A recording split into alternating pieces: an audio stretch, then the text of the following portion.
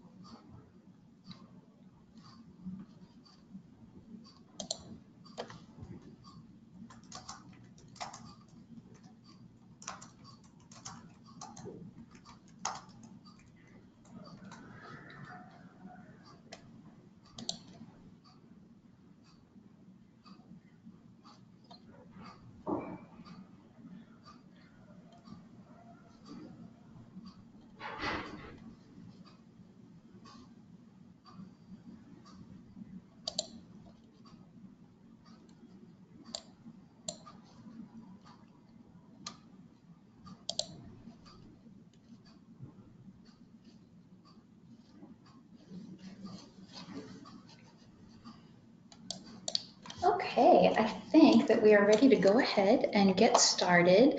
Thank you so much for joining us again for part 2 of the Early Math in Your Kaleidoscope Play and Learn groups.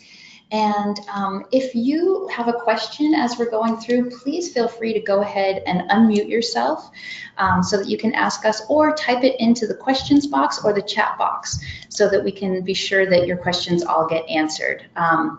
But we're happy to take breaks as we go along. If you have anything that you want to share, please do feel free to go ahead and unmute yourselves.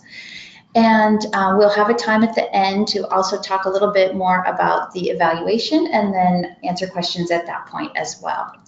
So I wanted to go ahead and get started by just talking first a little bit about how the project has been going for you all so far.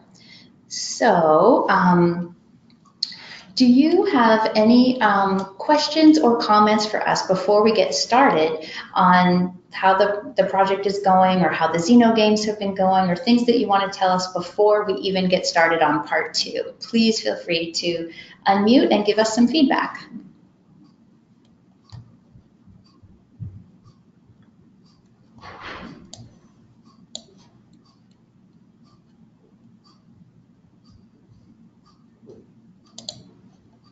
Or feel free to type it in if that's easier.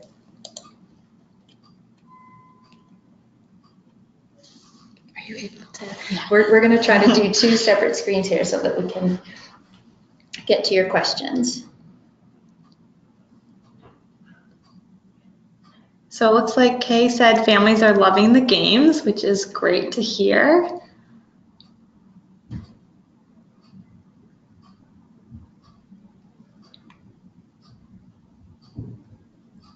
Is that it for now?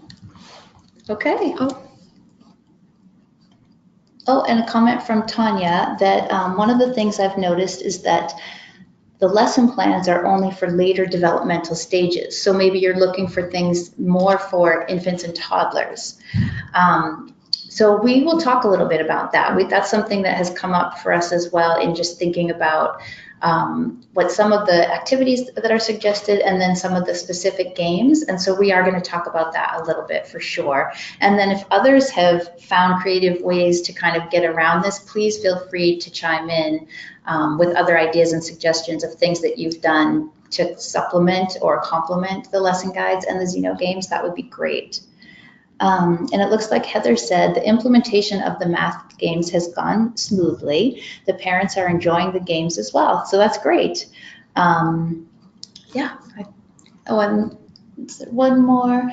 Tanya said to best prepare for the activities in the lesson guides, you definitely need planning time. And yes, Tanya, I remember chatting with you when you were midway through helping out with some of the groups. And so it definitely does take planning time. And that's just an ongoing thing that we talk about with facilitators and their supervisors, because we really are hoping that's built into facilitators' time, that they can do some real planning and then also some kind of reflection after the groups with taking notes or, kind of keeping track of what worked well and what didn't, so that they can keep building upon the lessons in their groups. So that's great feedback, good reminder.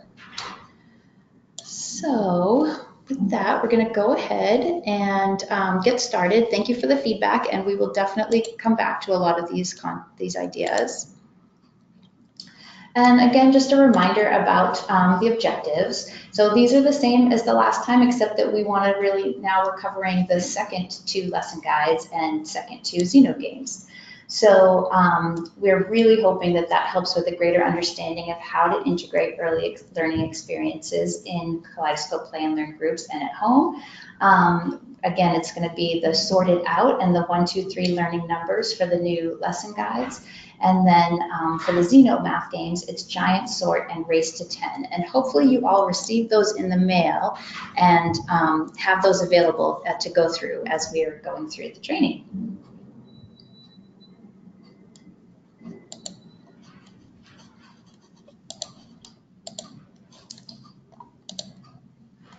So again, a reminder about the guiding principles of Kaleidoscope Play and Learn, and you all know all of these already. That play is the work of children, community collaboration, trusting responsive partnerships, respectful relationships, supportive community, inclusion, and quality.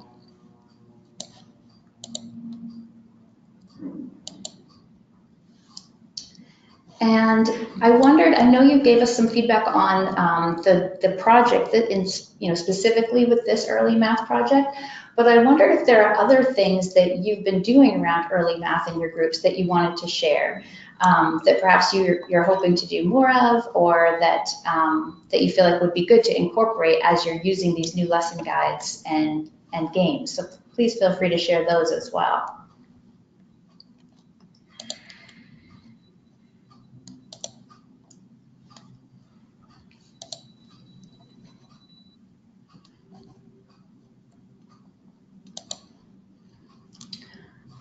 So it sounds like, let's see if this is a tool that has been helpful for us in more handouts for parents to give them the concept language before engaging them in teaching to their children. So that's great. Yeah, if there are additional handouts that you can put together that kind of give parents, just reinforce whatever it is you're working on in the group, but that they can take home with them so that it stays, in their mind, and things that they can do to try out at home. That is great. I think that's a really good idea, a good tip to try.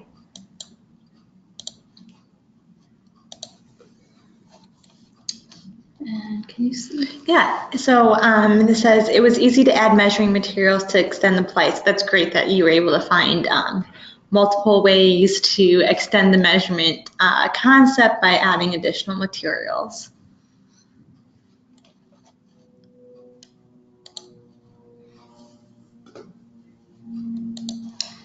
Okay. So again, we went through these last time, but we're going to just go through again and have some more time to talk about these different kind of math talk techniques. And so if you can be thinking about some examples of these and ways that you could use these so that you feel really comfortable using these different math talk techniques, and then noticing when the caregivers are picking up on that and they are using it with the children in their care, that would be great. And we'll have a chance to practice some of them as well. So the first technique is parallel talk. So this is really when you are, or any adult is doing something with a child and kind of narrating their actions. So really talking out loud what the child is doing. I wonder if anybody has any examples of parallel talk that they would like to share.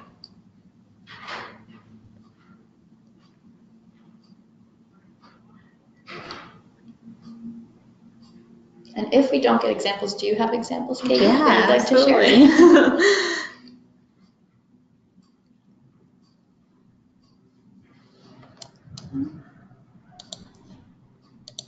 We want to make sure we're not missing any questions, but it's somewhat hard to read them. So if you are able to just unmute yourselves and speak them out loud, we would be really happy to have you do that as well.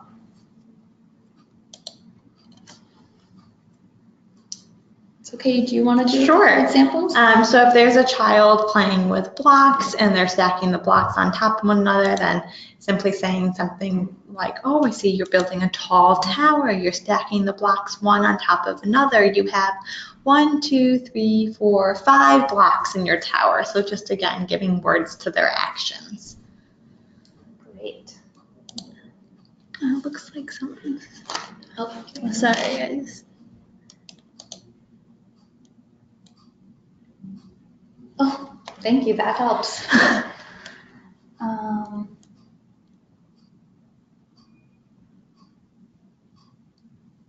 Okay, just 1 minute. We're going to see about trying to unmute you because it doesn't help that I keep asking you to talk if we can't hear you. So I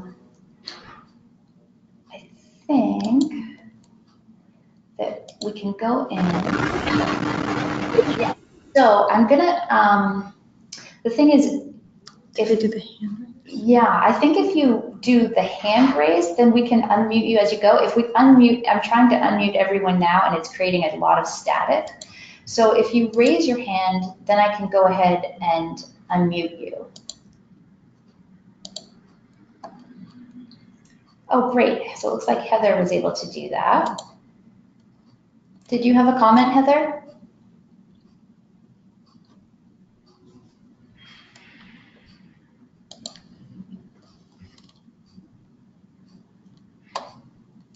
Oh, Heather, yes. For the in-person, if you'd rather do that, then we'll be covering the same concepts. So it's completely your choice, but maybe we can, and we can chat after the webinar today, but it is definitely your choice. Okay, thank you. We were just trying to figure out, because Carmen and I are both going tomorrow, and then when we got this, we're like, wait a minute, we think it's going to be the same thing. It is. Okay, we will probably sign off because I think both of us sort of prefer being in room in person in terms of we just feel like we learn better that way, if that's okay. Absolutely. Yeah, thank you for letting us know. Okay, thank you. Okay. So it looks like Julie typed in that they did a shape monster sorting activity, and while watching, they say, oh, I see a small triangle to feed the triangle monster, or, oh, look, you fed a black circle to the square monster. Do you think he likes it? Which is exactly what we were talking about around parallel talk. So thank you for those great examples. And let's see if we have any other hands raised.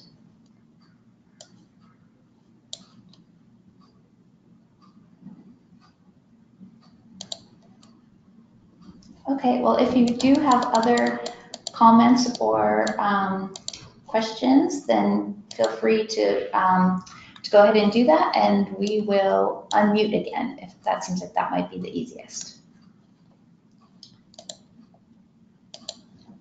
And then the next math talk technique is self-talk. So this is narrating your own thinking process. This is when you as facilitators or a caregiver are interacting with a child, but really kind of talking out loud what it is you're doing. And they may be just kind of observing or playing along with you, but you're really explaining what you're doing out loud so that the child can kind of walk through your thinking process with you.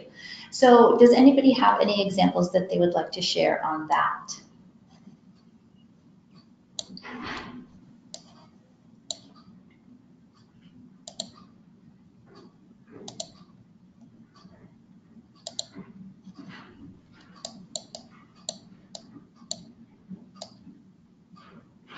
Oh, great. It looks like Kay does. So I'm going to go ahead and unmute you, Kay. Yeah, can you hear me? I haven't really checked this headset thing out very well.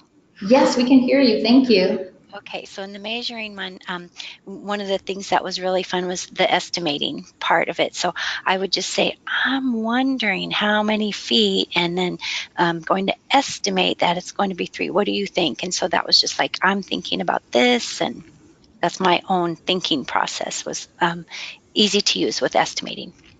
Great. That's great. That was probably a similar example that you were going to use, Katie. It's a good example. Thank you for sharing. Anybody else have particular examples of this that they would like to share?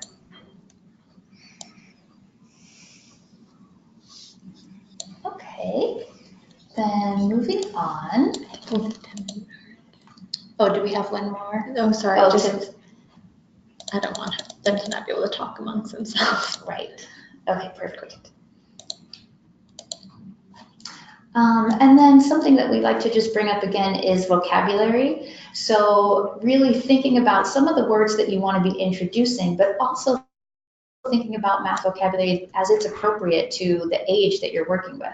So thinking about math that a 3 or 4-year-old will understand, and even in talking with infants and toddlers, just thinking about things that will be appropriate for their level, because it's just having these things out loud, show exposure to them. It's not expecting that they are learning the actual definitions or memorizing anything. It's really just kind of keeping in mind to use math talk when you're talking to children of all different ages. So, and math talk is extremely broad. So just kind of something to keep in mind, that we really do believe exposure is key, and that using some of this vocabulary will benefit these children as far as getting ready for kindergarten and beyond. And then the next technique is open-ended questions. And we talk a lot about that in Kaleidoscope Play and Learn, particularly in the training, of just how important it is that we're asking questions that have more than one answer. So truly open-ended questions where you're not expecting 1 or 2 right answers. And there are a million examples of this. I think we're going to have a chance to practice some of these. So I think rather than coming up with the examples right now, we'll keep moving. But if you do have questions about open-ended questions or any of these techniques, please do let us know. And a note on open-ended questions, we do realize that, of course, and particularly with math, there are some times that questions have to be closed and have only one answer. And sometimes that is helpful in seeing what a child really understands. But not wanting anybody to feel like they're getting something wrong or they don't have the right answer, it's really important sometimes to add on to those open-ended questions.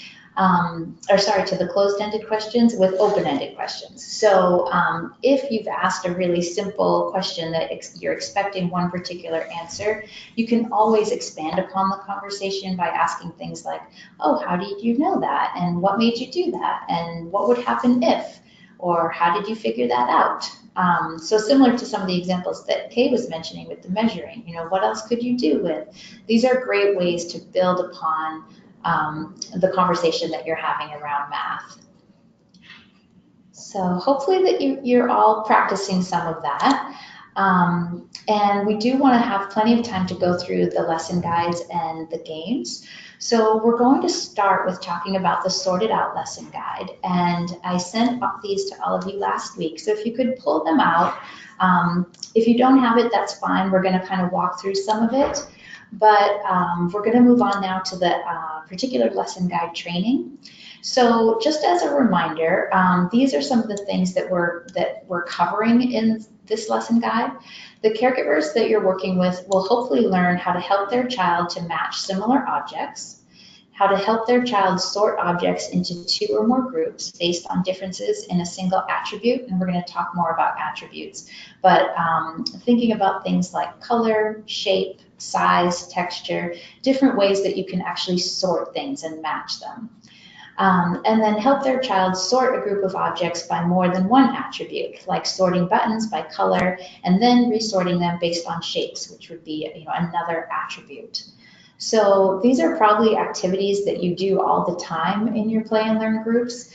But this is a way of kind of being more focused on it, of sharing it in this kind of more mathy way, and with some of the materials that we have available for the participants in your play and learn groups.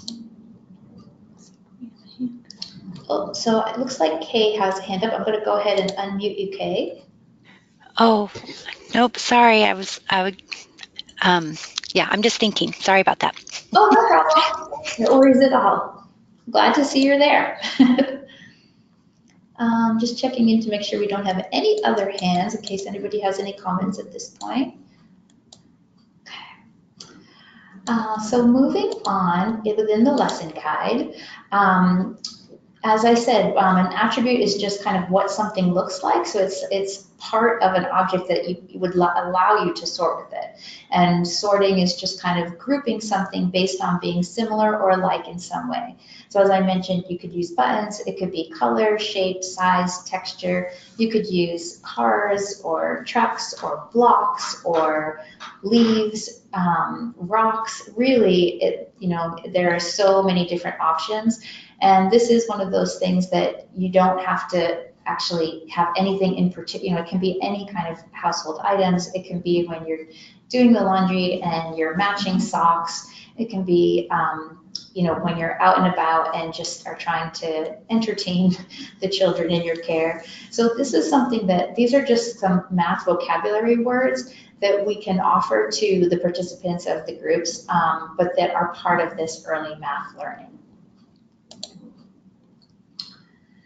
And we do have a couple of examples for the math talk techniques that we were talking about. So for self-talk, if we wanted to use that example, you could say something like, I'm going to put all of the black clothes in a pile. This shirt is black, so it goes in the black pile. And that's just, doing that, talking out loud so that the child could hear your thinking process. And then parallel talk, you could say something like, I noticed that you're lining up your cars by color. You put all the green cars together and all the red cars together and all the blue cars together. You sorted your cars by color. Of course, then you could also add on to that, asking about the sorting. So that would be expanding upon some of those comments. And some of the sorting activities that you'll see in the lesson guide are the toy sort. And that could be, you could use anything for that of, kind of similar type toys to put into groups. There's sorting food. So lots of your groups I know have kind of the kitchen area and lots of pretend food. So you could do something like this with sorting the food groups, and that could even be by color or the type of food or all the fruits in one pile and the vegetables in another. So that's one of the activities suggested as well. And then the sorting mats. So there's directions on this in the lesson guide, and I know many of you have tried this in the past already. So making your own kind of sorting mats and then picking whatever materials you want, buttons or rocks or blocks or whatever is available, and putting them on the sorting mat. And then the tower sort, and choosing different colors or different size blocks and building towers. Just some really basic activities to use with the materials that are probably already at your group. And for the most part, many of the participants will probably have them already at home, and that you can use these activities towards learning about sorting and talking about sorting and attributes. So, building upon what families can do at home so that they don't feel like they, have to have anything in particular to be able to do this, or that it's something that they just do at Play and Learn, or that kids just learn about in kindergarten, is really just talking about some of the different attributes that people have or that materials have. So when they're talking about people's attributes, they could talk about eye color, hair color, skin tone, height, and talk about, what they have in common, what might be different. And then, as I mentioned before, like doing laundry, there's all kinds of, so let's put all of the shirts in a pile. Let's put all of the socks together by color. I mean, lots of different things they can do with helping with laundry. Dishes, sorting by plates and cups and spoons and forks. Silverware is a really good one for getting kids involved and having them sort out the different utensils. Clean up if they're willing to go ahead and sort when they're doing the cleanup song. Or I Spy an Attribute, where you think of an attribute like, red. I want to find everything that's in the room that's red, and use that as to sort and to have them look at. So I just got a comment from Julie that she said they also noted the children's height and talked about who was taller, shorter, the same. That's great. And then some good new books about sorting and attributes. So, okay, Julie, works at the Bellingham Library and always has amazing book suggestions. So I'm going to go ahead and read out these books that she's recommending, because it sounds like they're new ones that would be good for this. One is I Am a Cat, and then there's Nancy Knows, and Hello, Hello. So again, that's I Am a Cat, Nancy Knows, and Hello, Hello. Thank you, Julie. We love getting book recommendations, so much appreciated. So now we're going to go ahead and talk more in depth about some of these math talk techniques, and then more about the Xeno games. So again, please feel free to let us know if you have questions, but I am going to turn it over to Katie now of Xeno Math to talk a little bit more about next steps. Great, thank you. So last time we watched some of these videos of children playing, and we talked about what level we thought they were on.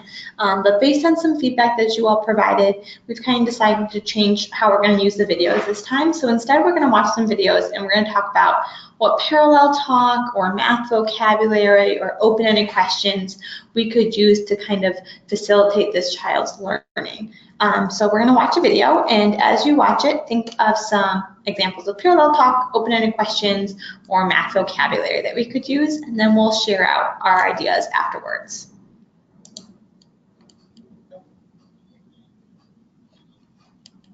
Good job, well done. That's purple. Yay, well done. Next. Ball. Blue, yes. Red.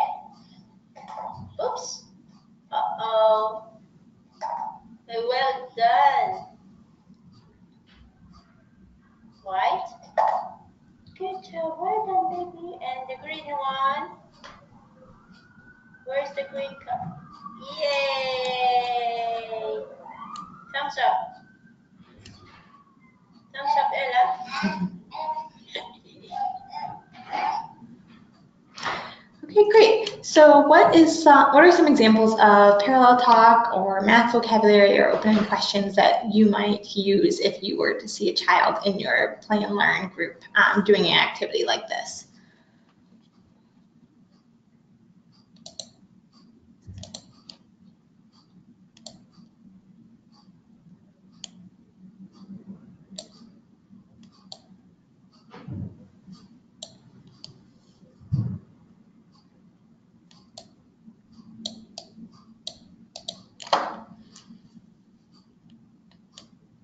So if you have an example, please feel free to go ahead and raise your hand so I can unmute you.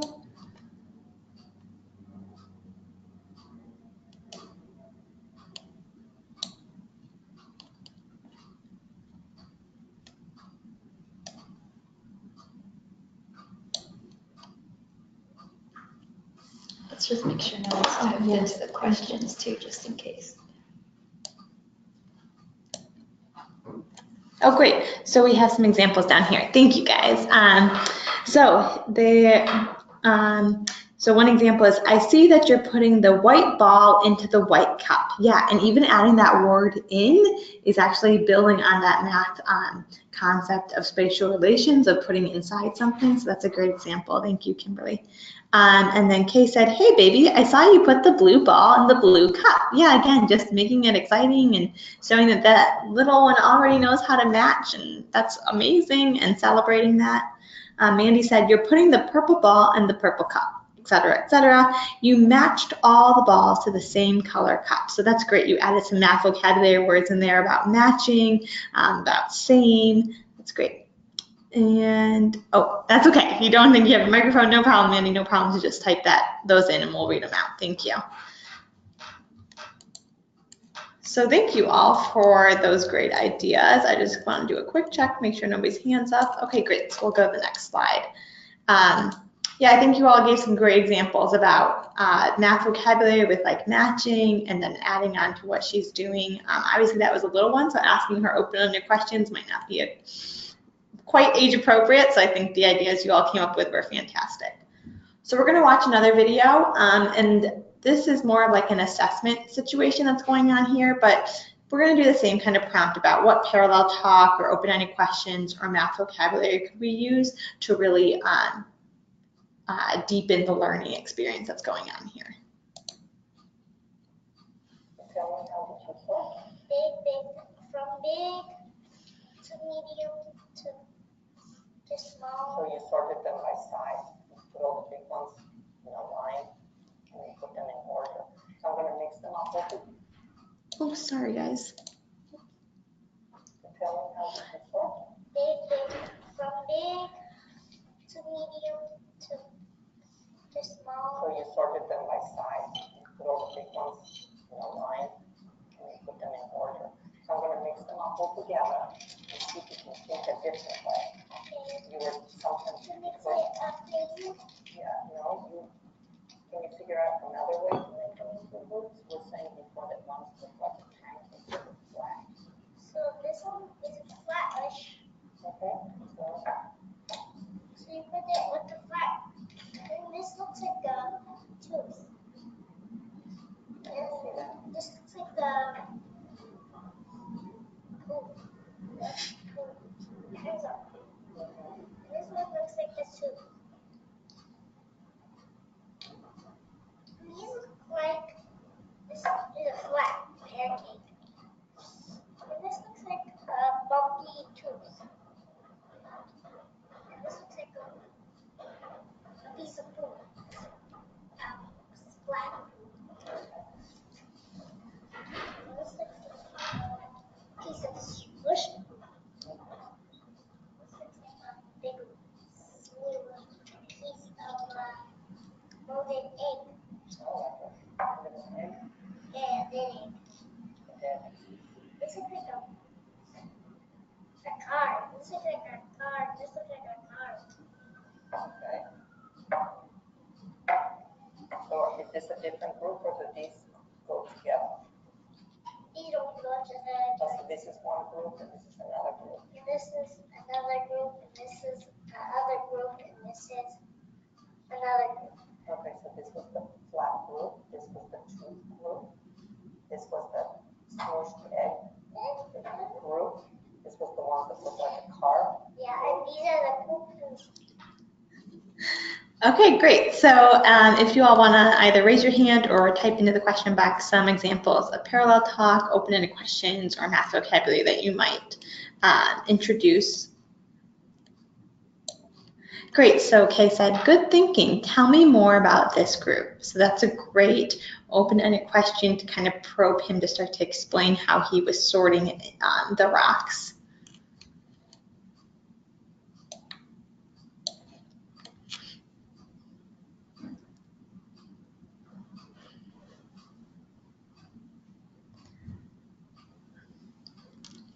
Okay, Kimberly said, I see that you're picking up the large rocks and making a line. Now I see that you're picking up the smaller rocks. You're sorting the rocks into groups. You have X piles of rocks. Yeah, that's a great example. Those are all great examples of some parallel talk you could do as that child's sorting. And I love that you're also not just only using sorting in your parallel talk, but you're also introducing counting by talking about how many groups he's sorted into. Thank you.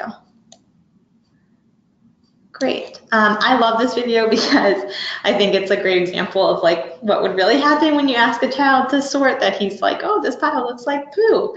But it also is a great example of why it's so important to ask open-ended questions, because us as adults might not realize that that was his characteristic that he was sorting by. So unless we were to ask him, how are you sorting these? I would have just thought, like, well, he's just picking rocks randomly. So it's just a great example of why we need to ask those open-ended questions, and that, you know, their little brains have their own way of working and reasoning, and so asking those open-ended questions really helps us to understand what they're thinking. So we're going to talk about the Xeno game of giant sort. So this game, thank you, Kay. I agree. I think it's also hilarious.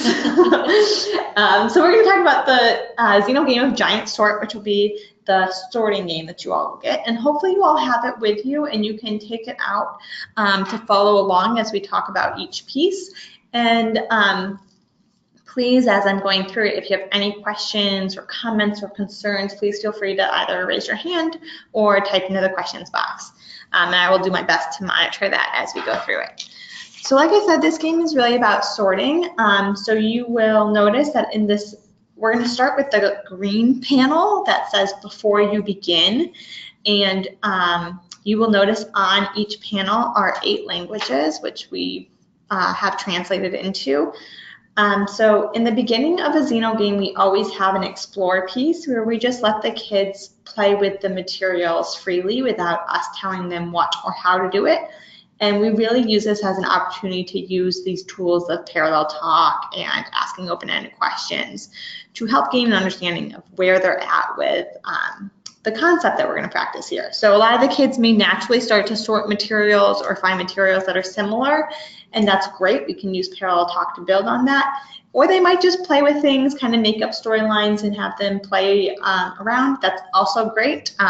We love to let them use their imaginations. You'll see that the goal of this game is really for the child to be an investigator. They're going to look at objects and then sort them based on different characteristics. So the math vocabulary word we would introduce with this game is attributes or characteristics, which we can simply define as just things that tell us about what an object looks, feels, or tastes like. So like I said in the beginning, we just let them freely explore with the materials. And then when it seems like they're ready, that they've had their fun with the materials and they're ready to move on, then we can move on to the seed game. So the seed panel, which is like the pinkish purple pamphlet, is a seed game 1. In this game, we're going to give them all of the like concrete materials that you see in the box. So we're not using the cards that are in the box quite yet, but they'll use the little puff balls, the buttons, and the Velcro. And at first, we just ask them to kind of investigate the materials and find ones that look alike. And they might find 2 things that look alike. They might find 3 or 4 things that look alike. Any amount that they find is great. They might find things that look alike because they're both green based on color, or they might find things that are the same because of their shape, or they might find 2 things that they just happen to like. And that's great as well. So we're just going to ask them to find things that are alike in some way and then ask them to tell us about how they're alike. And then we would move to Sprout, which is game 2. As we've talked about, as some of you have mentioned, not all of these games are going to be appropriate for all the kids in your group. So we will talk about what you can do with the younger kids. This game is really meant, the Sprout game is really meant for about 4 years old. So if you have younger ones that want to try it, that's great. And if you have 4-year-olds who aren't ready for it, that's also okay. But that just kind of gives you an idea of who this game is made for. So in this game, we're going to start to use the cards. So you'll see that there's a card deck in your box that's kind of rubber banded together. So in this game, we will break out the card deck at this point. And we're going to use the cards to help us organize our sort. So if I would encourage you to start with sorting by something a little more concrete and simple, like color or texture. And what you can do is you can lay out, if you're going to sort by color, you would lay out all of the color cards out on a table or wherever you're working, and then go through the materials and have the child match the material to the color card that it matches. So if you have a green button, you would lay it on top of the green card. If you have an orange piece of Velcro, you would lay it on top of the orange card. And as they go through, you can talk about, use that parallel talk to say, oh, I see that you put the green button on the green card. Oh, you have 3 things that are green. You have a green puffball, a green button, and a green piece of Velcro. And again, just practicing sorting into multiple groups and talking about what's similar or what's different about those items. If they do that and they seem to enjoy it and want to try sorting the same materials with by another characteristic, then you can use a different set of the cards to do that. So you can either sort, there's shape cards, there's color cards, there's size cards, and there's texture cards. Some of these cards work really well with the materials in the box, and some of them do not. For example, there's in the size cards, there's a thick and thin. These materials are not all that different as far as their width, but that's a great opportunity to be exploring materials that are not in the box, which kind of gets the family members thinking about how they could play this game at home, even without these materials. So I know I'm going fast and that it's a lot of information. So again, if you have any questions or comments or want to add to anything I'm saying, please feel free to raise your hand or type into the question box. And then the next game is the Bloom game. So here we're going to really focus on trying to sort first by allowing a child to try and sort without the cards. So in the Sprout game, we're using the cards to help us keep our sort organized. So it's more of a matching activity. In Bloom, if the child's ready, you can ask them to sort the materials on their own. So you can just give them the materials, ask them to try sorting them, and then we can ask them those open-ended questions about how they organized their buttons, how they sorted it, why they put them into the different groups. If they seem to be doing that without a problem, then I would encourage you to try having them sort by 2 characteristics at once. So for example, all the purple hearts would go in one group if we're sorting by shape and color, and all of the blue hearts would go in another group, and all the blue squares would go in one group and all the green squares would go in another group. So there's various ways that you can play this game, make it more or less challenging. And we're also going to talk about how you could set the game up. So you'll see here an example of a table that was set up to practice sorting. And you'll see that there's lots of materials out on the table that children can use to practice sorting. So while you have your Xeno game that can go out on the table, there are other materials that you could also set out to practice the same concept that's being practiced in this game. So I know earlier Jennifer was talking about how a lot of you all have food, play food in your groups, and that's a great material that we can use to practice sorting, either by color or by type of food or simply by food that I like and food I don't like. So using materials like that to practice sorting is a great example. So I wonder if you all could provide some ideas of other materials that might be good to also set out as another option for them to use instead of the materials in the box to practice sorting. So if you have ideas for other materials and you want to either type it in the question box or raise your hand and I'll unmute you.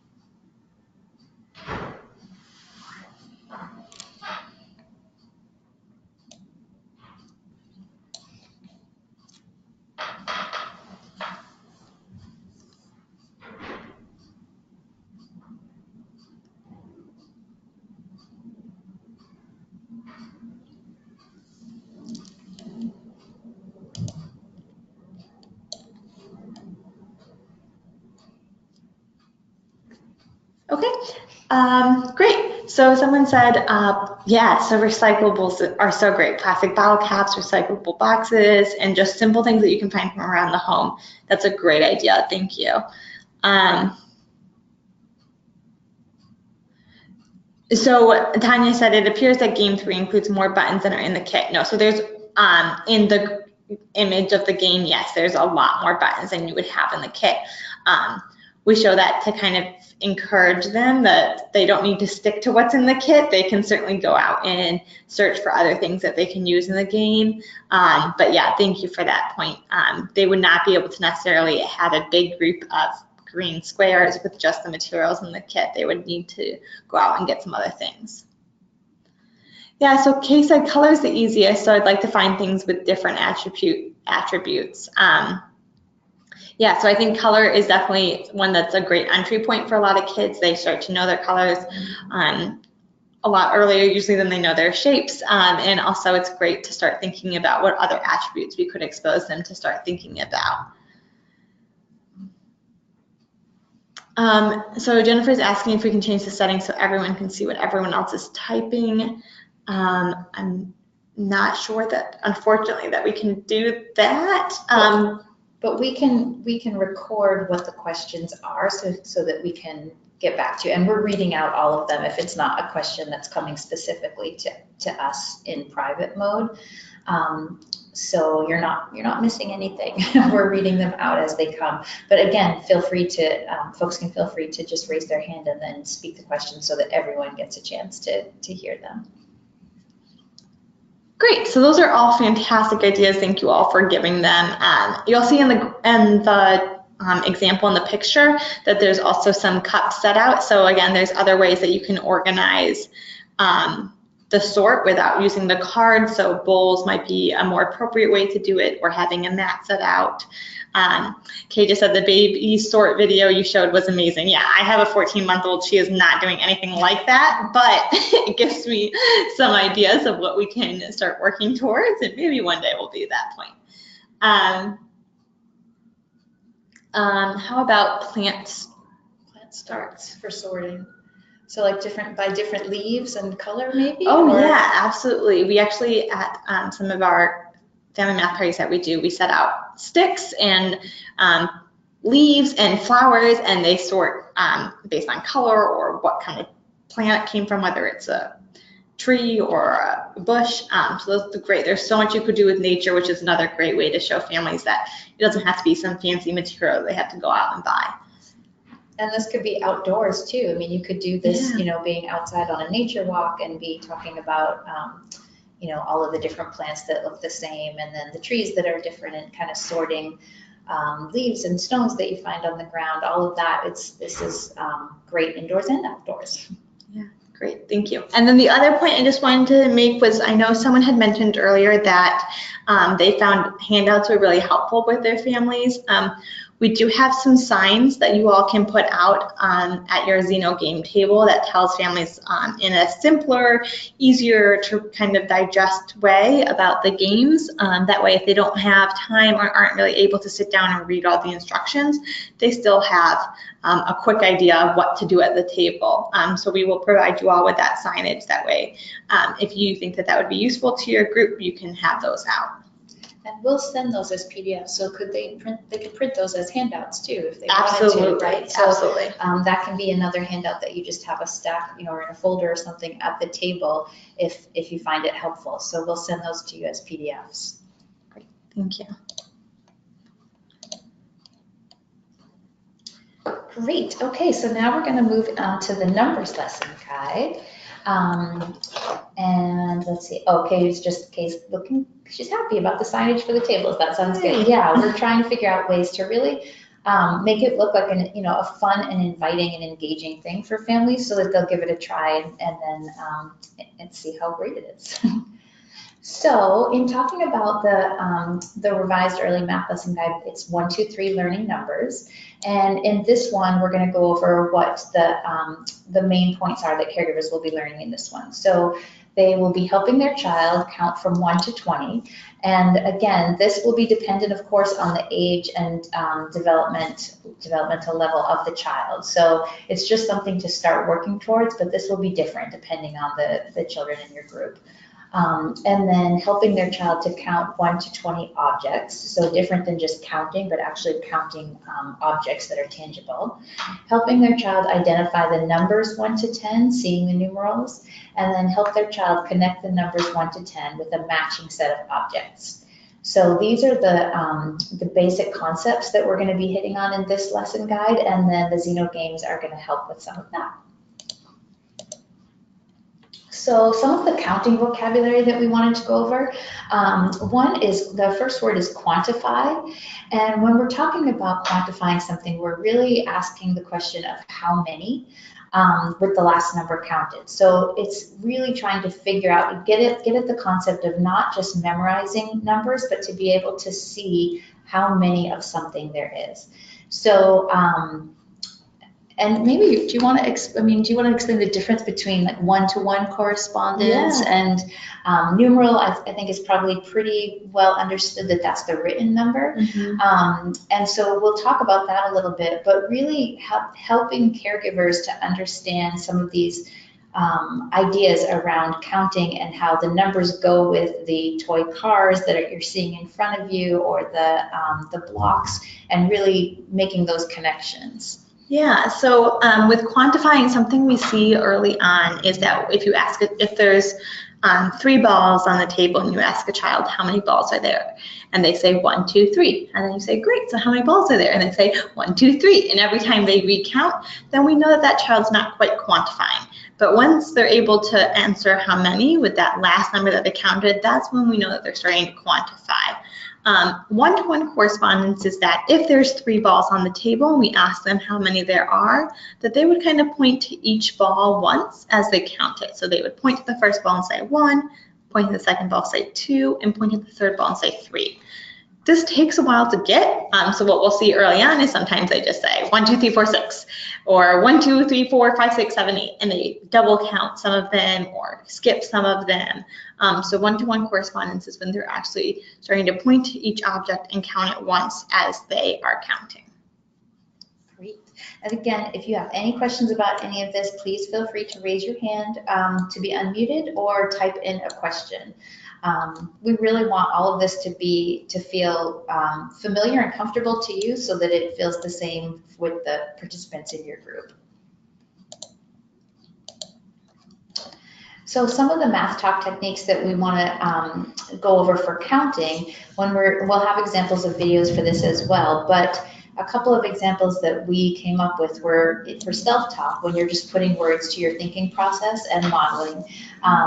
You could do this like counting the dishes when you're putting them away, and just like 1 glass goes here, 2 glasses go there, or pointing out the numbers we see in the grocery store, counting items as we put them in our cart. So really just doing things out loud. And sometimes we do some of this in our heads without even thinking about it, but just being aware of when you are putting objects in a certain place and you can count them out loud, that's just, again, another way of getting that exposure for children to be hearing numbers and hearing how our minds work as we're counting items.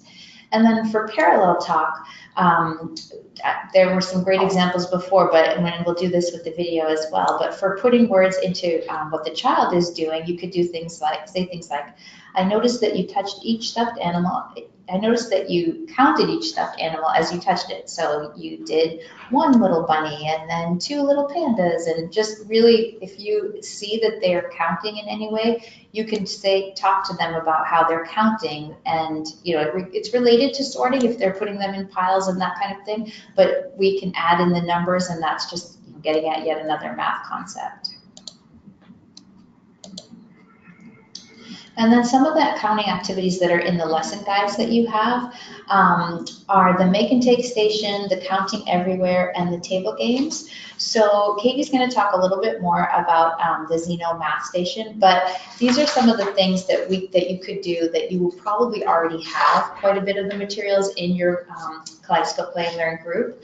So for the make and take station, we have this for other activities as well, but where you have either you can use index cards or you can use construction paper or whatever you have available, and then markers, stickers, or other glueable art activities. And you can put either little dots for numbers, or you can actually write out the numbers and make kind of little cards, little number cards that kids can use to match up the different number of cars to it, or they can do counting, or you can hold up a card and have them, say it out loud at circle time with the numbers, or count off in the circle and have each child stand up, when their number is called. So there's lots of different ways that you can weave in numbers, and there's probably already loads of numbers in your group, and it's just kind of getting a little more focused on making them aware of that. And that's part of the counting everywhere too, of just continuing to count as you're putting the books back on the bookshelf of 1, 2, 3, 4, and helping kids do that, and then reinforcing it when you hear them doing it. And then for table games, we're going to talk a little bit more about the next Xeno game, but you could also do some table games like having dice and number cards. And in the lesson guide, there are some examples of how you can display some of these counter arrangements. And these can just be done with either like the bingo daubers or with stickers, or you can just have markers and just draw the dots, and then have little cards that they can match up with it, rolling a dice, and then figuring out the number of dots, and figuring that out with the numbers, the numerals that go with it. So it's really bringing together all of the numbers that they're seeing in their group, and having some, figuring out some different fun activities that they could do. And that can also help to see where they're at with numbers. So I see that Kay said that she also thinks it's important for families to know the typical skills for the age of their child. So she's asking, as a guideline, 1-to-1 correspondence to 20 is a kindergarten expectation. Yeah, so counting out 20 objects, like what you're saying with 1-to-1 correspondence, wouldn't be until kindergarten. We would start with something like counting 1-to-1 for like 5 objects around 3 and 4 years old. Thank you for that question, Kay. Right. Yeah, we want to be careful not to make anyone feel like, oh, is my child supposed to be doing that? And they're not. It's a great way that they can start to, be thinking about some of these things that will be coming down the road with kindergarten. And you all are, as the facilitators, are a great resource for them in thinking about, like, what are some things that my child needs to know as far as early math, while at the same time reinforcing that all of these great conversations that they're having using this math talk, these math techniques are going to help their child get ready for kindergarten beyond some of, memorizing or having all of these skills in place. And then Kay also commented that at the same time, she often tells parents that if their child is enjoying the activity and learning, good luck holding them back. Exactly. So great, and thanks, Mandy, for saying that is a helpful explanation. So some of the counting activities that we have, and I already actually went through some of these, and some of these are things that families can do at home. So again, most of these don't require any special materials. They can just use their own common household materials. But going on a number hunt and just seeing where they can find numbers. And of course, they can do this in the car and see loads of numbers on license plates, but even on billboards and signs, and then at the grocery store, or when they're in the house and just seeing numbers, if there are phone numbers posted, or the channel guide for the TV, anything where they can really have fun running around and looking for numbers. And then while on a walk or on the stairs, you can just call out a number to the child and see if they can take that number of steps. This is often a lot of fun. and then they can be counting them out loud as well. So you can count them with them, or they can be counting and try to do those steps. And then while traveling, you could assign a traffic light color to each person, red or green, where one person keeps count of how many green lights you see and the other person keeps count of how many red lights you see. And so both of you counting out loud and then comparing your counts. And this is a great way to hear, how high children are counting in kind of a fun way.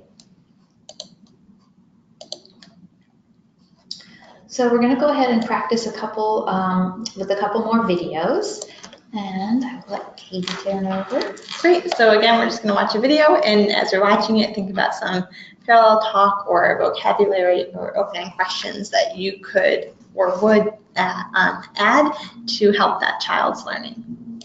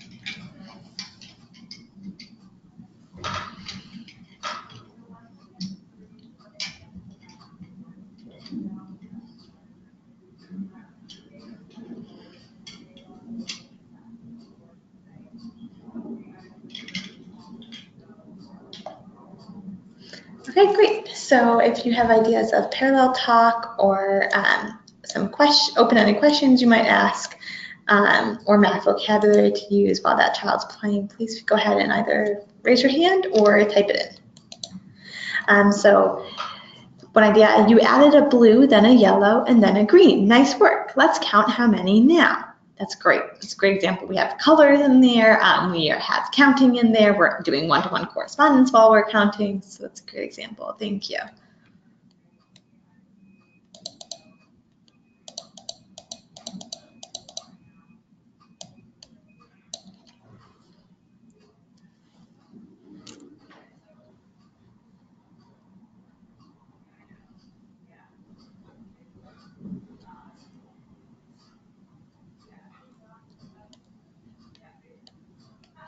We're just waiting a moment to see if other folks have other suggestions of some examples that they would use of the math talk techniques.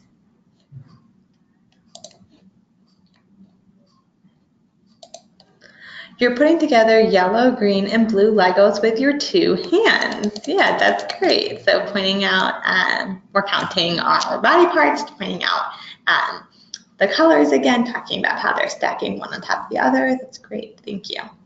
Yeah. Whoops. Sorry. What happened to the big yellow? Yes, I think at one point she took the big one off, the big yellow one off, right? Or it fell off. So just talking about what happened to it.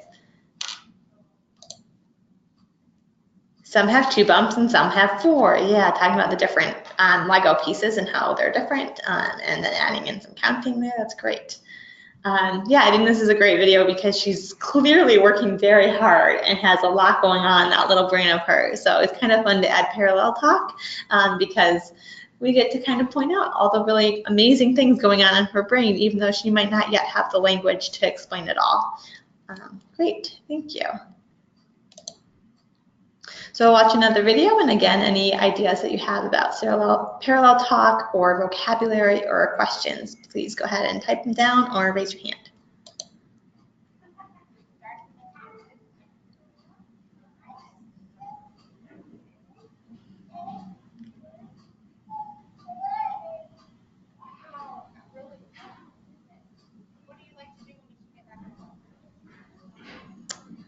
Okay, so just a short little video. So what are some things that you might say to that child about what he's doing, or what are some questions you might ask, math vocabulary you might point out?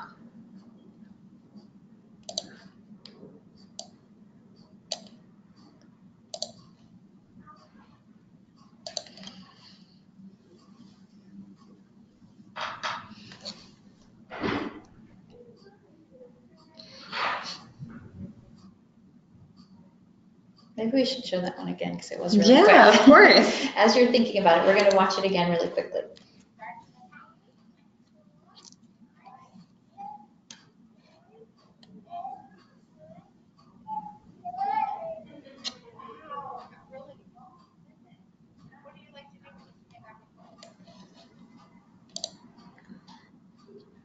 Great, yeah, it's hard to hear, I know.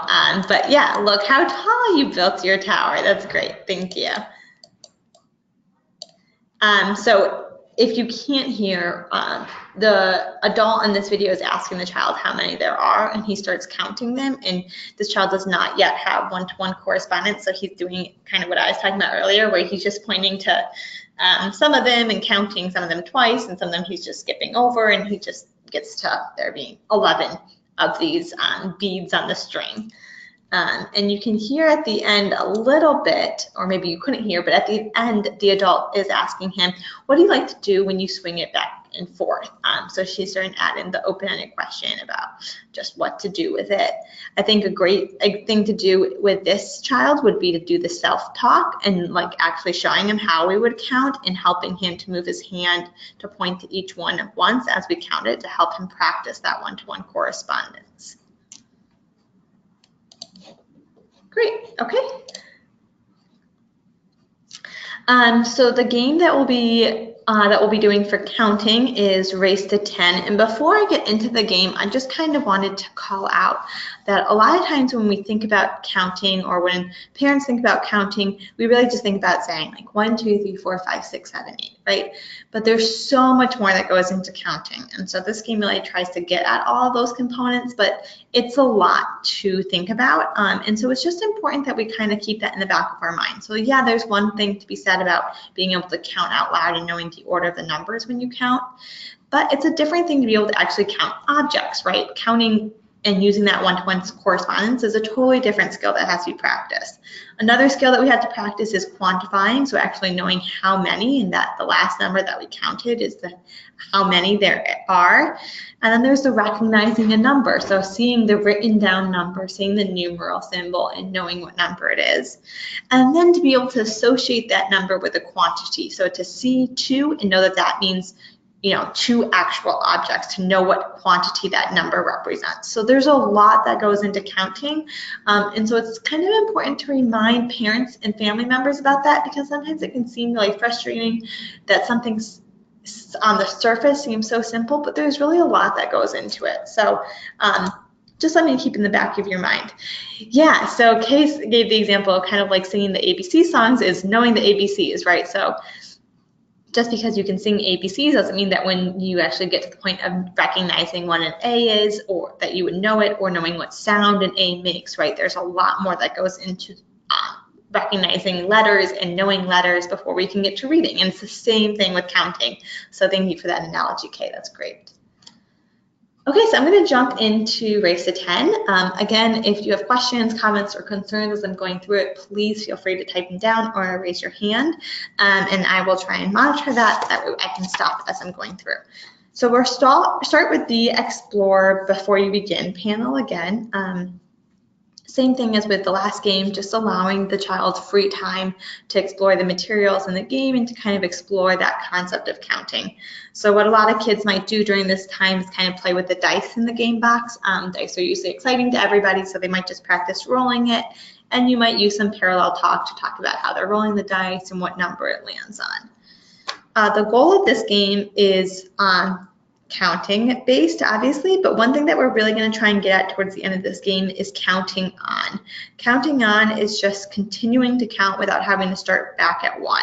So if I counted 3 blocks on the table and then I add 2 more, rather than having to start back at 1, counting on would be able to continue your count. So the last number you counted was 3, and you would just count on 4, 5. And that really helps kids when it gets to things like addition and subtraction, that rather than always having to start back at 1, they can start with the last number that they counted. So that's going to be the end goal of this game, but there's going to be a lot of other mini goals throughout the game. So that's the Explore panel, the Before You Begin panel. So next we would move to Seed, which is the pink, purple one, Seed Game 1. So this game is really focused on one-to-one correspondence. So that's associating that one object with one number. So here they're going to use that blank yellow number line. It's not really a number line because it has no numbers on it, but the blank yellow line that has the 6 spaces on it. And then they're going to use the dot dice, and they're going to use their little vehicles. And what they would do is they would roll the die, and whatever number it lands on, that's how many vehicles they're going to count out, and they're going to place 1 vehicle in each space. So to really help them keep track of their count and keep it organized, to practice that skill of one-to-one correspondence. So in the example in the picture, there's the 5 is rolled, and then they would count out 1, 2, 3, 4, 5 cars, and placing 1 car or vehicle in each space. And then you can ask at the end, how many did you count? So again, so we can have them practice that quantifying.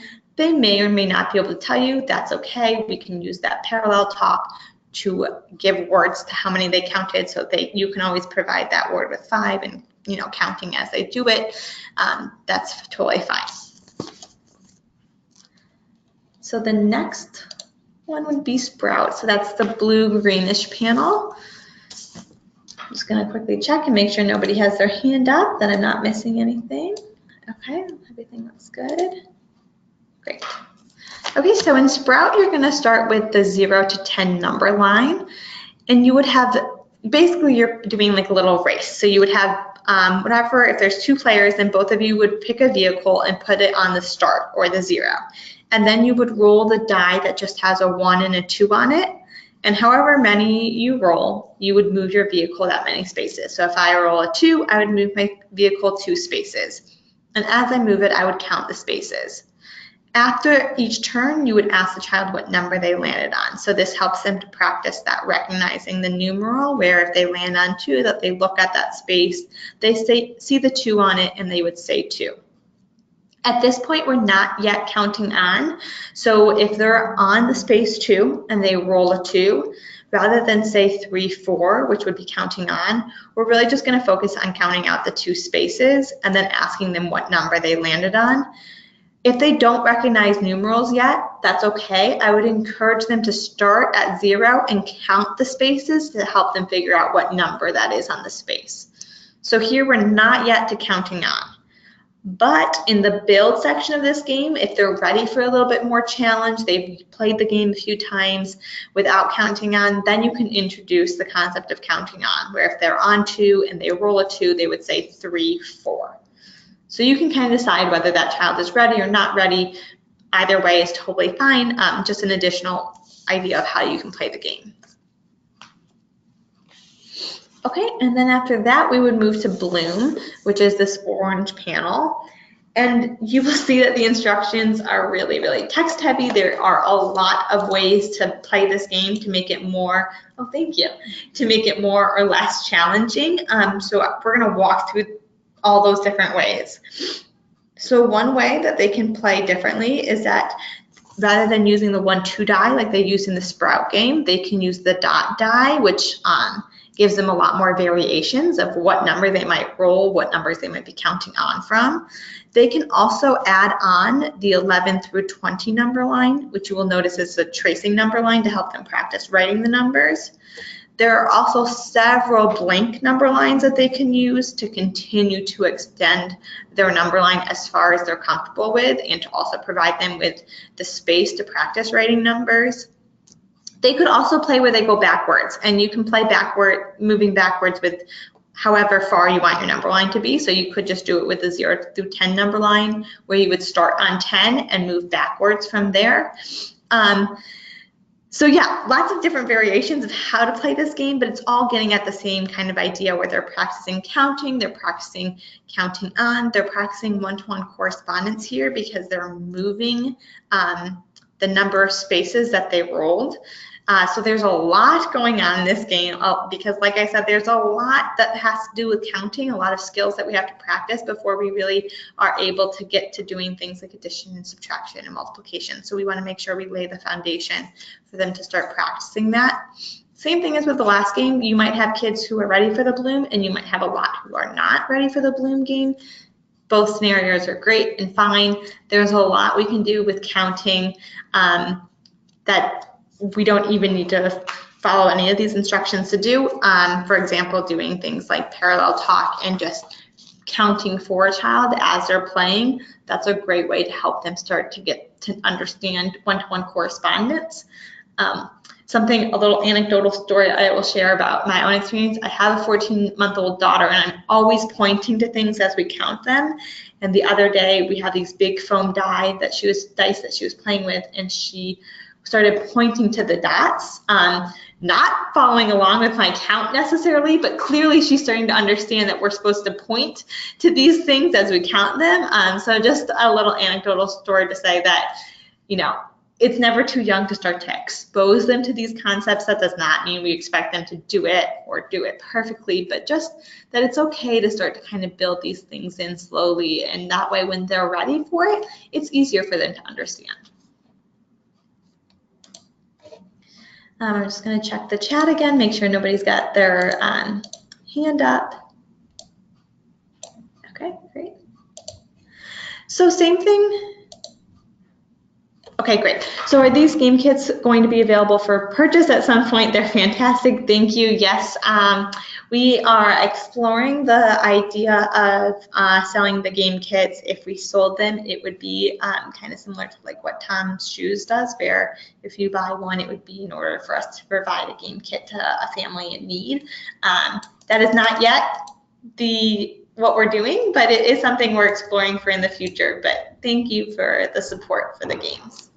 And also, as an aside, if you are needing more games and you would like us at CCR to try to get those for you from Xeno, please do let us know. I actually have an email into the coordinator there to check on their inventory, because if you are feeling like you could use more and there are more families who would enjoy getting them, I would love to get them to you. So keep me posted if you would like to order more. Great, thank you.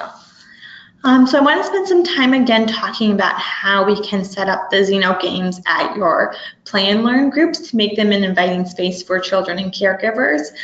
So again, we will provide you all with signage that you can set out at the table, and also you can use as handouts. But I also want to talk through what some other materials are that you could lay out. So if you only have a couple Xeno games to lay out, or maybe you're worried about chokables because you have a younger group, what are some alternative materials that we could set out, or additional materials that we could set out to make the space inviting and welcoming for multiple kids and caregivers to come over and play? So I'll give an example of one idea for material, and then I'd love to hear from you all about what things you have in your group that you think might be useful. Okay, so one idea that you might use for this game is that you might have some larger cars that you would set out, and just that simple thing of trading out the cars, where maybe you're worried about chokables and you set out larger cars for them to use when they're playing. That is an option, but I'd love to hear from you all. You all know your materials a lot better about what you have in your families, so thank you, Kay. Great, so if you have any ideas, go ahead and feel free to type them in or raise your hand. I'll check both.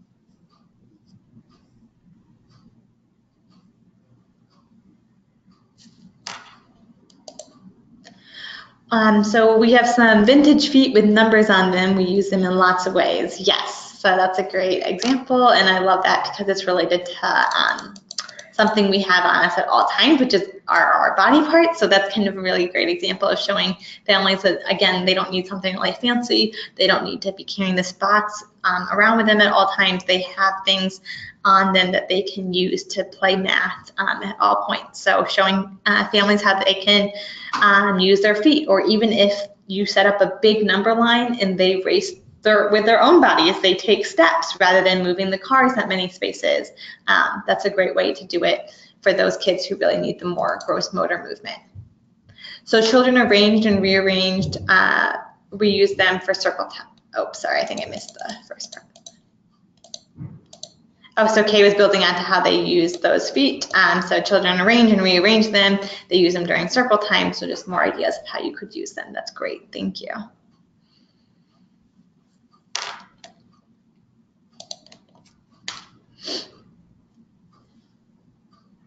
Okay, great. So the nice thing about counting is that really you can make any material work for this. So any materials that you had that maybe are a favorite of your the kids and caregivers who attend your group, you could set out at this table and kind of show them new ways to do it, or ways that they could practice counting, one-to-one correspondence with those materials. So that's great, thank you. So before we move on to our next section, which is going to be a little bit about evaluation, are there any questions about the lesson guides or these two new Xeno math games before you start playing with it all? We know that you'll probably have more as you're using them in your groups. You might have other questions or feedback that comes up, but is there anything else that we can answer before moving into evaluation that would be helpful for you to start using these lesson guides and games?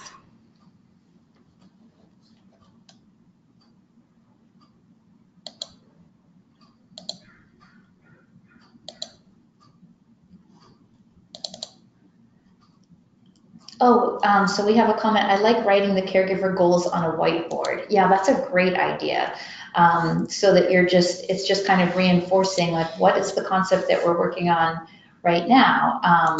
And then the caregivers in there know, and they can kind of relate that to the materials that are put out and the activities. And they may come up with their own ideas, right, of how to use some of these materials towards that goal. So that's a great idea. Thank you for sharing that, Kay.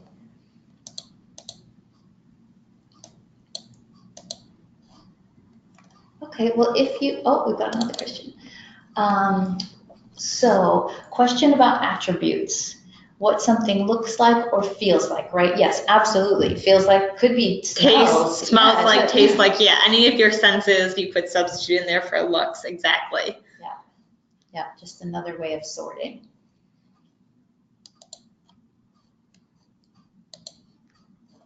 So if you do have other questions or feedback, please go ahead and type them in, and we are happy to get to those towards the end after we talk a little bit about evaluation, but I want to leave time for Chris and Jen from ORS to have a chance to talk about next steps on evaluation. So we will go ahead and unmute you, Chris and Jen, and look forward to talking about evaluation and next steps. So thanks, everyone.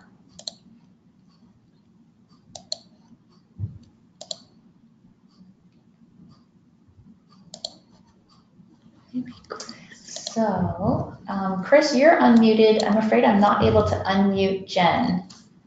No, that's fine. We're actually in the same place, so that works nicely. Perfect. Hi.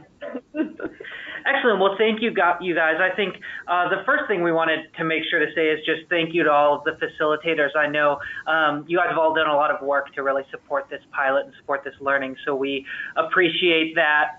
In particular, the site visits have been really helpful for us so far. We've done 7 of them, and they've been really valuable to give us insight into kind of the similarities and differences across KPL groups and really help inform kind of some of the other things that we're hearing from your journals and all of those things. So we'll start by just doing a quick overview of where we are. The facilitator survey is completed, which is great. You all had done that actually before the first webinar. Facilitator journals, I have almost all of the All About Shapes journals in.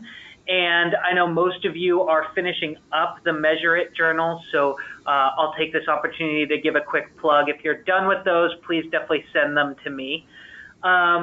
In terms of our site visit observations, as you all know, we're going to do visits at every group. We've done 7 so far, and the rest of them are scheduled. So thank you all for working with me on that. And then the caregiver interviews, which we're doing during those site visits, we've done 29 so far, and it's been really great to be able to hear from some of the folks that are attending your groups and the insights that they're able to provide for us. So we really appreciate all the work that you've been doing. I think in the next couple of minutes, during our portion, we really want to make sure that you're set up for success with the caregiver survey, which is really the next big piece of the evaluation that we'll need your help on. And then the facilitator interviews, we don't really have to worry about now. Those will just be something that I'll be in touch to schedule with you all as we approach the end of the evaluation. So with that, I think we can move on to the review of the draft caregiver survey. I sent that around to all of you this morning. I don't know how many of you had a chance to review it, but for those of you who didn't, the main categories of things that we're going to try to ask caregivers about on this survey are their attendance, their comfort with these early math concepts, the ways that they've engaged in these, and then also how they think that they will engage with them in the future, and then their thoughts on the early math-focused groups, so the activities in the Xeno Game. So we will give an opportunity for you guys to comment specifically on the draft of the survey, but just looking at the big picture here, are there any questions or concerns about those kind of 4 categories of things that we'll be asking about? This is a draft survey, so we really authentically want to hear from you. If you reviewed it, or if you didn't have the chance and after our training you review it, you think that there's something that is just simply not going to be clear, we really do want to hear from you. So we do have a question from Tanya, wondering if there's any chance of having the survey translated into other languages. Yes, so that it will be provided in Spanish, Chinese, and Vietnamese. For the groups that have, sorry, let me phrase this better. So when we first started, you all told me which language your groups were in, and that's kind of informed whether or not we've gotten a translator for the groups. If you would like surveys in a different language than that, please just let me know and we can do, so like I said, Spanish, Chinese, or Vietnamese. So let's say that you told me that your group is all English, but it happens that you have Spanish folks that would rather take a Spanish survey. Just let me know that and I can get you that version as well. Great, thank you. Yeah, it looked like Tanya was requesting specifically Spanish, and Kay made a comment that the surveys look great. Great.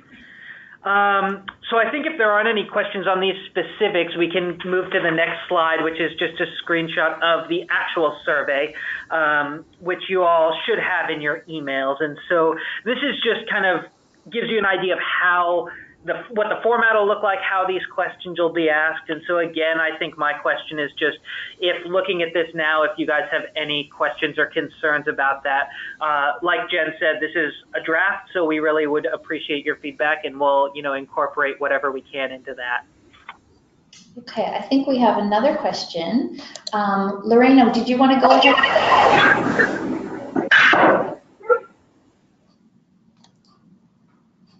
There is only one survey for caregiver.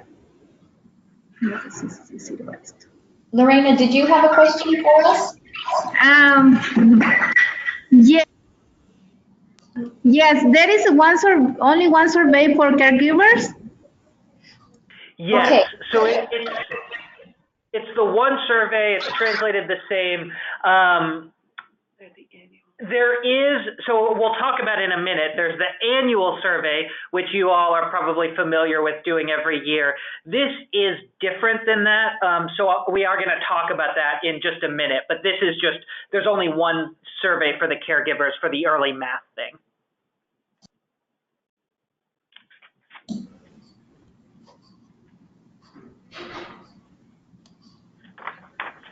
Great.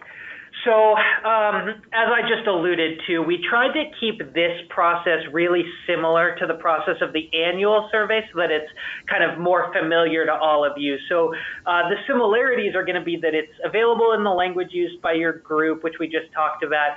It's going to be given to every caregiver who comes during a 2-week period, which is the same. And it's going to be given during a time when caregivers can focus on filling out the form. So we'll leave that up to all of you individually because you know your group's best, but maybe that's going to be at snack time if that's a good time for caregivers, maybe during circle time if that's not necessarily, if snack time doesn't work. And this can also be completed as a one-on-one interview. So the same with the annual survey. If you have participants who have trouble reading or writing, you can read it to them and fill it out, and then we'll just ask that you circle on the back if that's what you did. So then there are also a couple of differences. One of the main differences here is that it is important when the survey is administered, and so we're going to talk about timing a little bit on the next slide, but it does need to be given during that last lesson when you're doing the 1 through 10 counting. Another difference is that caregivers are going to get a thank you gift, as we know that this is kind of an extra thing that we're asking them to do. So we're going to do some books on early math, and we have books in Chinese, Vietnamese, Spanish, and English. And so I will be in touch with all of you individually to figure out how many books you want. But that is going to be something where you'll kind of tell the caregivers, because we're asking you to do this extra survey, we're going to give you this book as well to everybody who actually is able to complete it. And then this is a little bit different from the annual survey. I know usually you guys are just sent the surveys and it's up to you to print them out and then send them back to us. You can definitely do that this time, or if it's easiest, I can send you some surveys similar to the journals. So just let me know if you have a preference for me to send them to you or whether you'd like to just print them out on your own. And so that kind of brings us to this conversation of timing.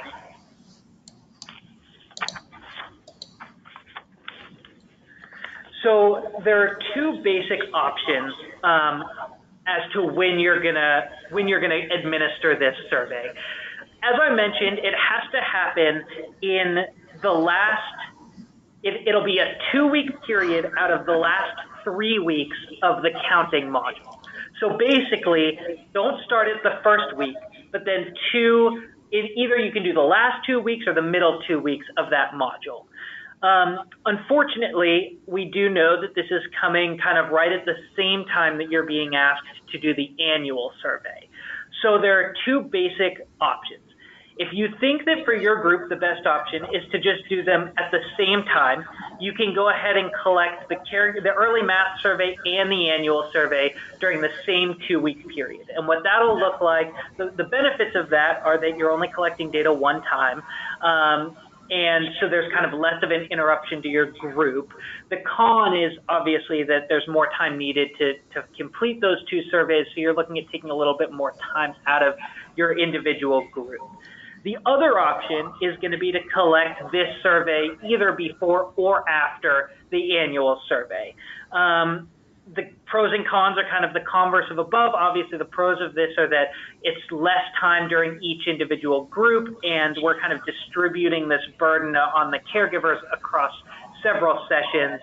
But the cons are that you have to set up kind of 2 different data collection periods and deal with all of that. So this is actually a place where we're hoping to hear from all of you. Like I said, you know, it'll be up to each of you individually, but maybe if some of you could share your initial reactions to this, what you're thinking might be easiest for your group, so that it can help some of the other facilitators think through what might be best for their groups. We would really appreciate that. So I think either if you want to raise your hand so that Jennifer can unmute you, or just type your thoughts into the comment box, either way would work.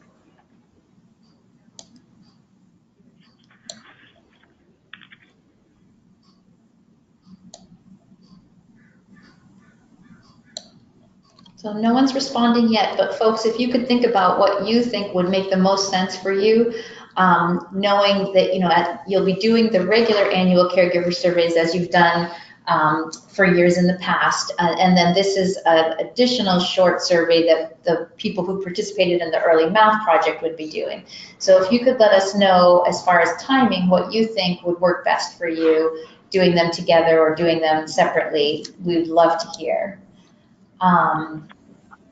So we've got a couple comments now. So Kay said that she thinks she's going to do the annual survey the first, second, and third week of April, and the math survey in mid-May. So Kay's choosing to do it separately. And then Tanya said, I need to really look at our calendar, but if the survey periods overlap, I would probably staple the 2 surveys together and do them at the same time. Great. So we've got 2 folks, each one doing it a little bit differently, which we really did want to leave it all up to you to decide what works best for your groups. So I think that's why Chris wanted to put out there really clearly what the pros and cons are, so that you can think about that and figure out what makes the most sense. Julie said our KP&L group will end in May with a break before our summer program, so our plan is to do them both at the same time.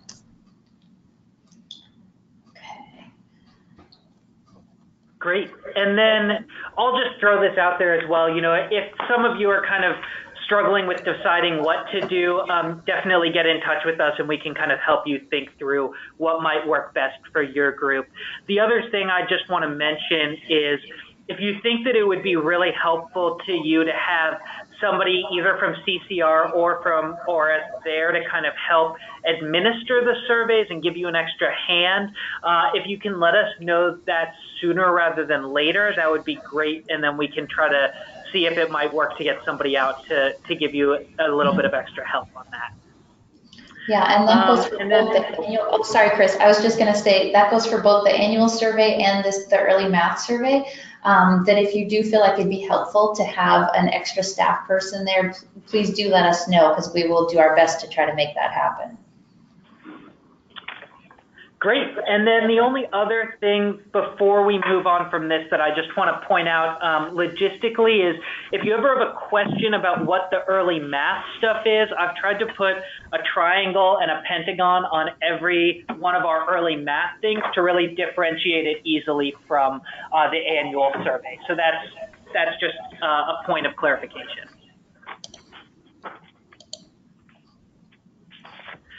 Great. And so then the only other thing I wanted to touch base on before we wrap up is just the idea of this journal supplement. I know we didn't get a chance to talk about it on the first training, but I sent it out after that. Everybody's done a phenomenal job so far. We really appreciate that. The one point of clarification I do want to make is, if you could make sure to check all of the boxes that apply for each week, that would be great. So, usually if you did it as a group, it's probably also available as a station, but just for me, it's helpful if you could check both of those boxes, right? If you did it as a group, and then you also talk to an individual and you had it out as a station, then check all 3 of them. It'll just help to standardize that across. So are there any questions on that before we move on?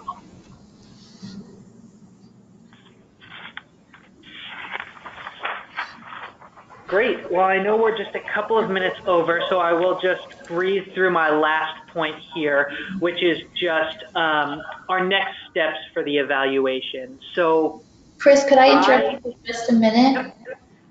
So we do have a couple of questions. Tanya typed in that they consider their group, when they say group, they say circle time. So they don't consider that a station. They're talking about, when they're circling group or checking group, they're talking about circle time. Gotcha. Okay. So that's really helpful. And actually, so that's great. That means that if it wasn't available as a station, then definitely don't mark that. The one thing I will say is that it could be introduced to the group either if you do it during circle time, or if you just make an announcement, let's say closer to the beginning, once you have a lot of participants there saying like, hey, we have this game here, so let me show you how to play it really quick, or something like that. Either of those I would say should count and have you mark a group. Great, thank you. And it looks like Lorena answered the previous question. She's going to plan to do the early math surveys in May. Perfect. Great. Oh, and Tanya just wanted to clarify, is that even if it is only, quote, part of the group? Yes, so I know that there's some kind of, it's tricky a little bit to say what do you classify as the group because people drop in and out, but I would say, you know, if it's more than, if it's to the majority of people who are there at the time when you make the announcement, then let's count that as a group. Thank you.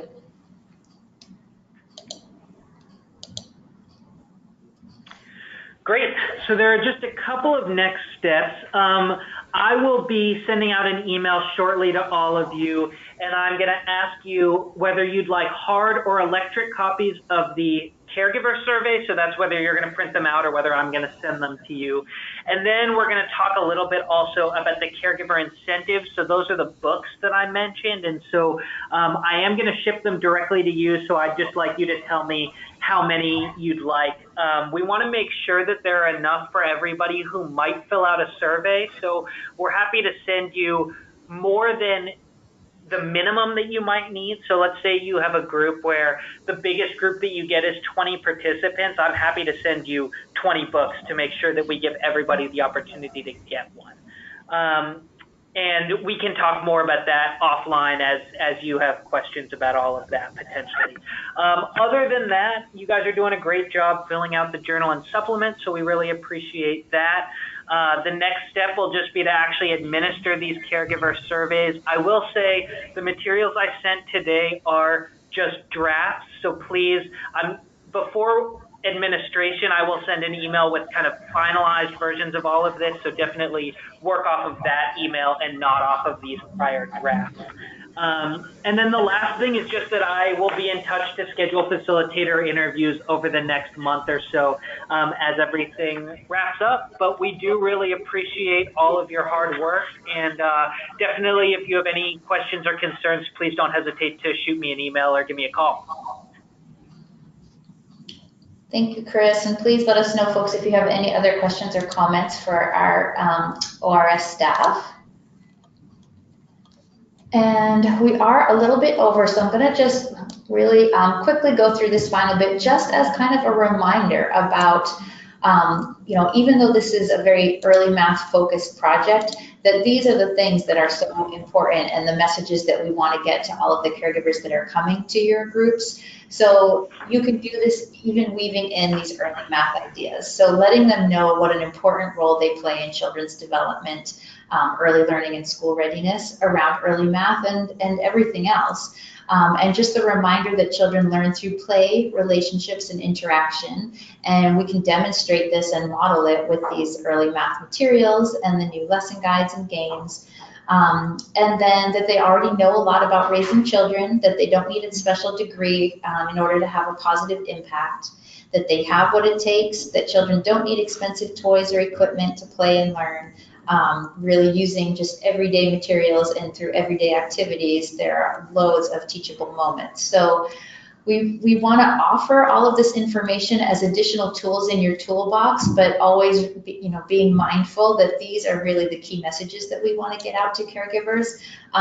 So I thought it important just to include that at the end. And I know it's information that you all know and utilize already. So you know how to find us. If you do have any other questions or feedback, we really are happy to help support you through this project. We so appreciate your participation. And thank you so much for joining us for today's webinar. And we look forward to the second half of the project. Thank you all. Thanks.